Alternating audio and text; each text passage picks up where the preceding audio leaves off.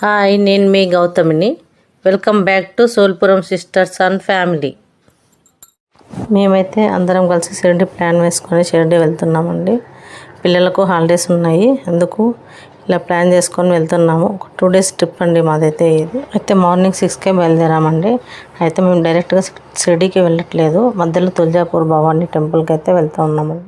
ఇది హైదరాబాద్ నుండి 5 hours journey అండి మనకు. అయితే మేము మార్నింగే లేచి వెళ్ళాము కదా, మధ్యలో ఆపుకొని ఇలా టిఫిన్స్ తినేసి టీలు తాగేసామండి.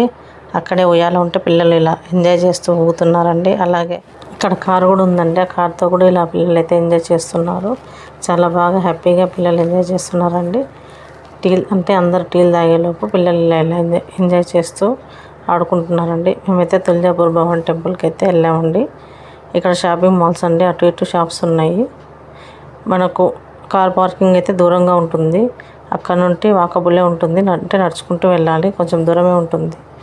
అదే పెద్దవారైతే వాళ్ళ కోసం మోటార్ వెహికల్ ఉంటుందండి, అవైలబుల్లో ఉంది. మనం కావాలంటే అలా అయినా వెళ్ళొచ్చు, ఎలాగైనా వెళ్ళొచ్చు. వచ్చేసామండి టెంపుల్ దగ్గరికి అయితే.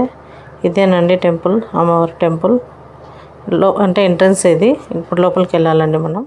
ఇది ఒక పెద్ద కోటలాగా కనిపిస్తుందండి, ఇలాగే వెళ్ళాలి మనమైతే లోపలికి.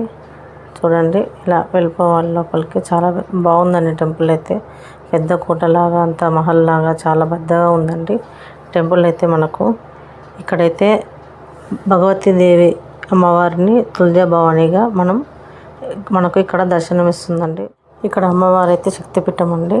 చూడండి, టెంపుల్ అయితే చాలా బాగుంటుందండి. ఇలాగే లోపలికి వెళ్ళిపోతే లోపల ఉంటుందండి టెంపుల్ అయితే.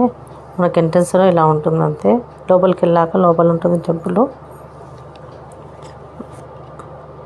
ఇక్కడ వినాయకుడు ఉంటాడండి, వినాయకుడి టెంపుల్ ఫస్ట్ స్టార్టింగ్లో ఉంటుంది. అది దాటంగానే లోపలికి అమ్మవారి టెంపుల్ ఉంటుందండి. మాది దర్శనం అయిపోయిందండి, అయిపోయి ఇప్పుడే బయటకు వచ్చేసామండి. ఇదేనండి అమ్మవారి టెంపుల్ అయితే. మెయిన్ టెంపుల్ అయితే ఇక్కడే ఉంటుంది. చూడండి, ఇదే మెయిన్ టెంపుల్, ఇక్కడే ఉంటారు అమ్మవారు. అయిపోయింది మా దర్శనం, వచ్చేసాం బయటకి అయితే. మేమైతే ఇంకా చాలా బాగా దర్శనం జరిగిందండి మాకు. లోపల అమ్మవారు అయితే ఇలాగే దర్శనం ఇస్తారండి మనకు. లోపల చూపించడం వీలు అవ్వలేదు మాకు, అందుకే బయట ఇలా చూపిస్తున్నానండి నేను మీకు అందరి కోసం. నాకైతే అమ్మవారి దర్శనం చాలా బాగా జరిగిందండి. ఇదండి వ్లాగ్. నెక్స్ట్ వ్లాగ్తో మళ్ళీ కలుద్దాం.